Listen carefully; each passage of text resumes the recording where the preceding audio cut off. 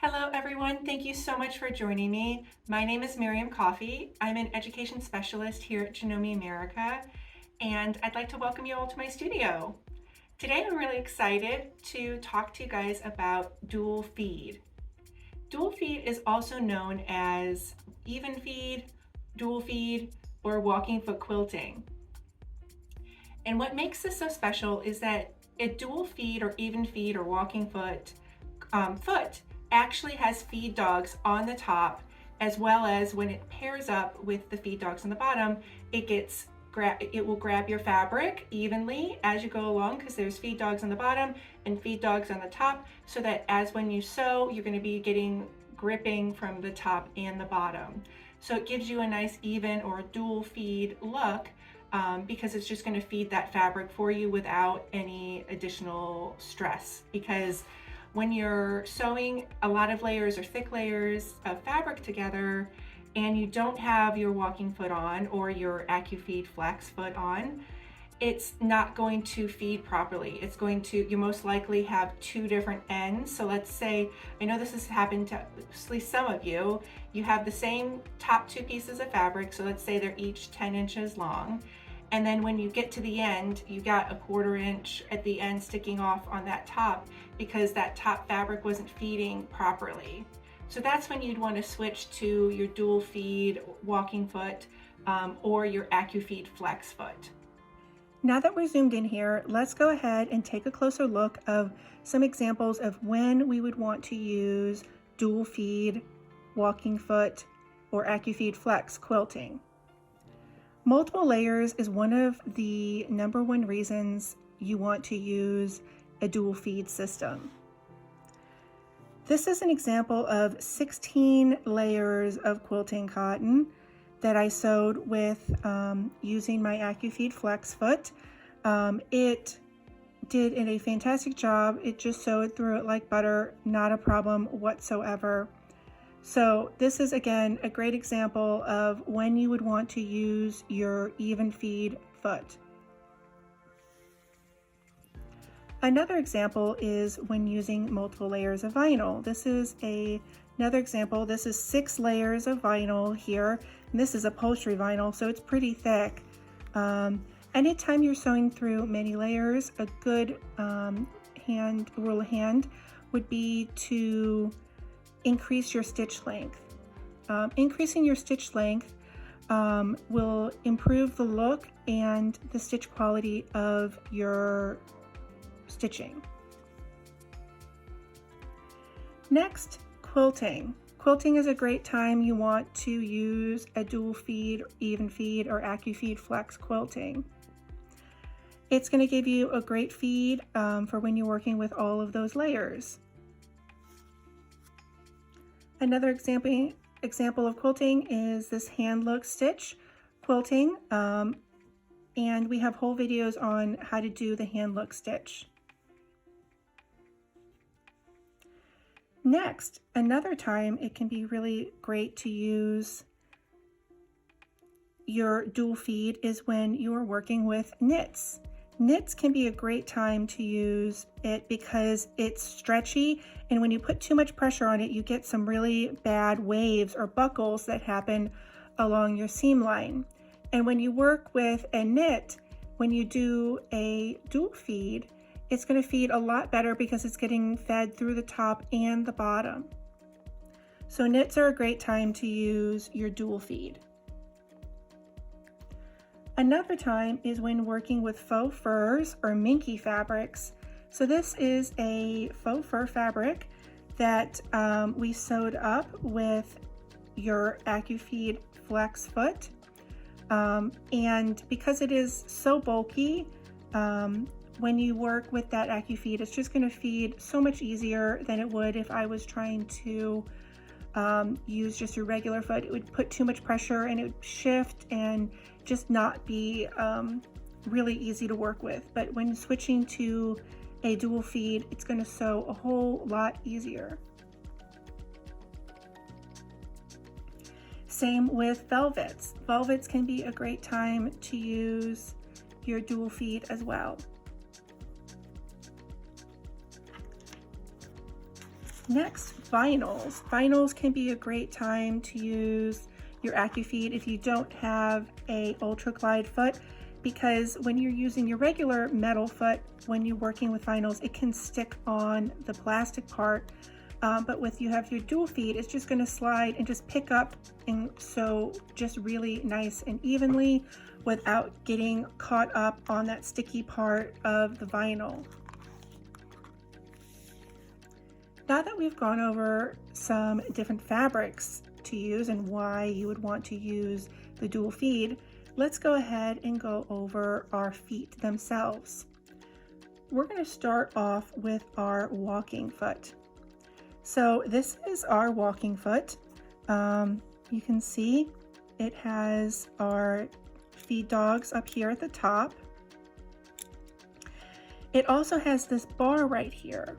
And this bar is going to rest on top of your needle bar, allowing you to, when you do that, what it will happen is it will sew at the same rate as your needle. So as my needle moves up and down, my feet will move up and down. So this might be a better angle. So this is going to be on top of my needle bar. And as my needle moves up and down, so will my feet. So it's going to be going at the same speed as my machine or my needle. You'll attach it to the ankle right here with the screw on the side. Now, when you are purchasing a walking foot, if your machine does not come standard with it, I do highly recommend either going to your dealer or going to Janome.com, typing in the exact model that you have, and then checking its standard and optional accessories. This will give you a list of the accessories that you should have gotten, and then a list of accessories that would work with this machine, because there are high shank machines and low shank machines, and you don't want to grab the wrong walking foot. There are lots of walking feet out there, and there may only be one that's going to fit on your particular machine. So make sure that you get the right one. Now that we've kind of gone over our walking foot, let's go ahead and switch gears and move on over to our AcuFeed Flex foot. We're going to start off with our AD foot. This is our standard foot that comes with the machine, or it comes with this accessory. Now, depending on which machine you have, this may be a standard accessory or it may be an optional accessory. Again, check your manual and Janome.com or your dealer for that information. One thing that makes this foot so special is that it has this really nice large opening here, so that if I wanted to do a decorative stitch, let's say the serpentine stitch, I could do my decorative stitch here and just feed it along as long as I wanted, and it would give me that perfectly beautiful serpentine stitch because I have that nice opening here. Again, you may also notice that it does not have the needle bar guide here, but it does have a hook here on the side. So you are going to have this hook here, which is going to hook onto the back of the machine. This is where you will attach it to your ankle. The screw will go on this side right here. And you have three feed dogs with this particular foot, which is really nice. You have the two on the side and then the main one here on the center. Another great thing about this particular foot is that the bases come off. So this is the main part of the accessory, but this is the base of the foot, and that plate comes off. And it's very easy to do so. All you have to do is hold on to the base and pull in the opposite direction, and it will snap off. Now, if I wanted to attach this back on, you will notice there are two prongs right here on either side of the base of the foot. And those prongs are going to insert into those openings right there and there. Now all I have to do is insert and push into place. And now I've changed my base of my accessory. Now that we've kind of gone over the AD foot, let's go ahead and switch gears and go ahead and talk about the OD foot. The OD foot is one of my favorites because it is so useful. It has this beautiful guide here on the side or flange, which when your needle is in the proper position will give you a perfect 1/4 inch. You have the ability to move your needle from 4.5 all the way over to 9 with your default 1/4 inch piecing at 8.3. But depending on how you sew, your 1/4 inch may be different, which is totally fine. That's why you have that large opening so that you can get that perfect 1/4 inch or scant 1/4 inch. So all I would do to get my 1/4 inch is line up that guide on the edge of my quilt sandwich, sew along, and attach my binding. Another great use of this foot is actually attaching, is piecing with this. I enjoy piecing with this, especially when working with bulkier fabrics that may be a cotton linen blend or a home deck fabric. If I'm piecing with that, this can be a great foot for that because it's going to really give you that extra feed to pull along when working with bulkier fabrics or even just regular quilting cotton. I will sometimes just use this and put this on my machine, and it's going to give me a beautiful 1/4 inch position and 1/4 inch seam or 1/4 inch binding, whatever it may be. Next, let's move on to the SD foot. The SD foot is the stitch in the ditch foot. This also has a guide or flange, but this time it's in the center. And that guide or flange is going to set right perfectly and nestle into that ditch. So in here, I've stitched in the ditch with a triple stitch using that hot pink thread.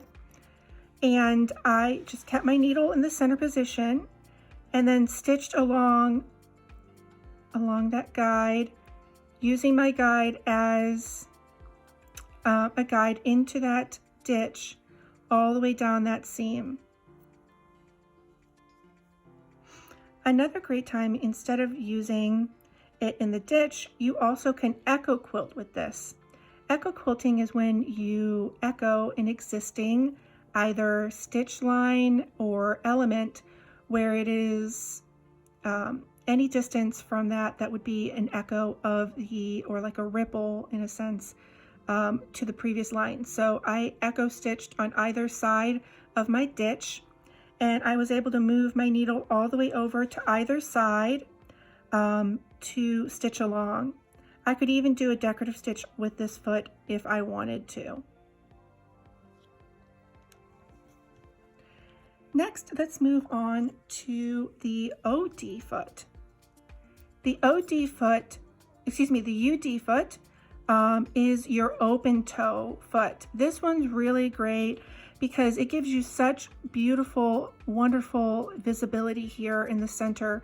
There's nothing here to impede my vision, so I can really see where my needle's going. I use this one a lot for any time I need some really nice visibility. This is going to come in handy with the UD foot.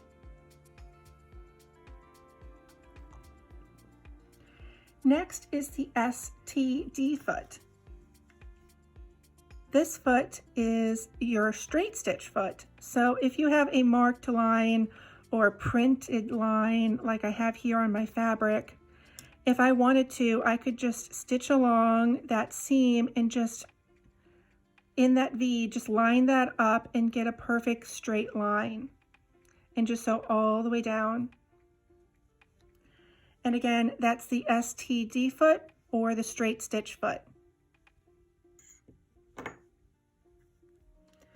Next, I have my VD foot. My VD foot is also known as my single prong AcuFeed flex foot. This is a great foot because it does have my single feed dog here on the back, but it does also have my 9mm opening, so I could do decorative stitches or move my needle exactly where I want it to go. It still has my hook to attach to the back of my machine. But another thing that makes this foot really nice is it has straight edges. Unlike the AcuFeed flex foots of the larger ones, they have that sort of duckbill shape. And this can be a little bit harder to do parallel lines. And this one makes sewing parallel lines really, really easy because you have a nice straight line to line up against. So you can also attach your bindings this way using this foot, and it will work just great, just like so. Move my needle over to the 1/4 inch position and sew along the edge of my binding. This is a great foot for people who do not like guides, because this does not have a guide on the side.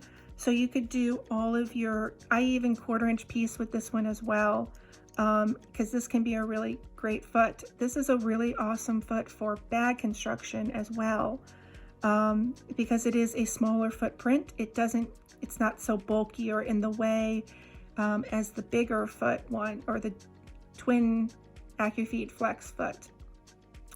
This one is much smaller, so the footprint is smaller. So bag construction on this one is a great time to use this foot. This foot also comes apart just like the one before, so I can pull this one apart and I could attach my next foot, which is my ED foot. My ED foot is also a zipper foot. It has a center hole for where my needle can go into the center, or I have openings on either side where I can get my needle all the way to the edge and get really close up against something. For an example, this is a great time for making piping. If I want to move my needle all the way over to this position, all I would do is stitch along and it would give me a nice, beautiful, snug piping. So not only does it work for making piping, but it also works great for installing piping. So this is an example of the piping installed. You can see how nice and tight that is. And that's all to thank the ED foot. Next, let's go ahead and go over, let's get this one out of the way. Let's go over our last foot, but certainly not least, is the HP2 foot.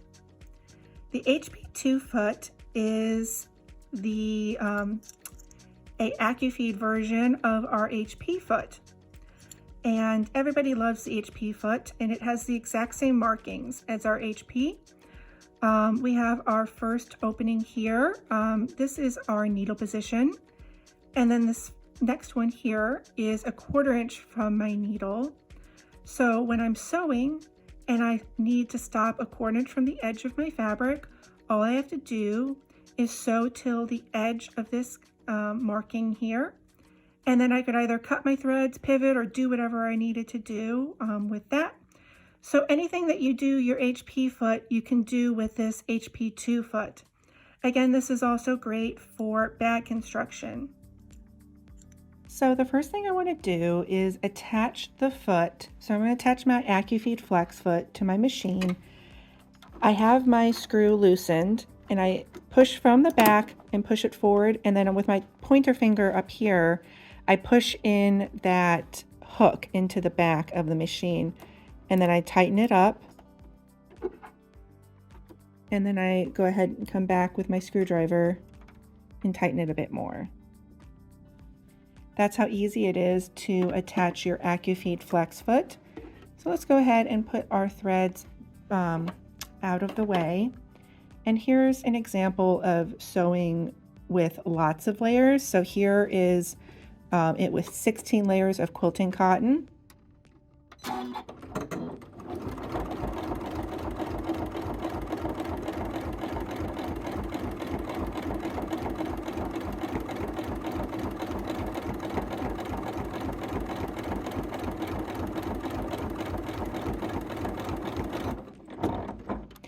anytime you're sewing with lots of layers, it's best to go slow and to increase your stitch length. So you can see how easy that went through 16 layers of quilting cotton. And again, I could probably do more on this as well. Now I'm going to switch over to my serpentine stitch, and we can just use the edge of our foot and sew along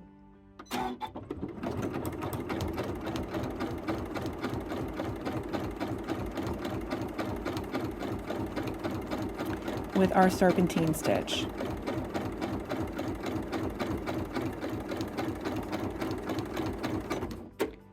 We're going to cut our threads. And as you can see, you can do any decorative stitch that you may want with your AD foot on. And let's go over some vinyl. Let's just switch this back to our regular piecing. Lower our foot, readjust if necessary, and then continue to sew.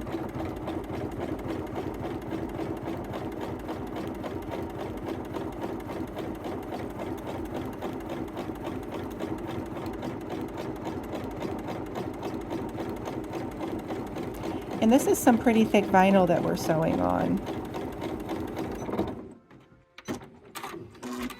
This is some nice upholstery vinyl. See how nice that stitch is? Now that we've gone over a variety of different ways on how to use your even feed or your dual feed system, I hope this has encouraged you guys to explore the variety of different ways you can use your even feed and dual feed and your AcuFeed Flex systems, and are excited to use that the next time you have a quilting project. Thank you guys so much for joining me again. My name is Miriam Coffey, and I will see you guys next time. Bye-bye.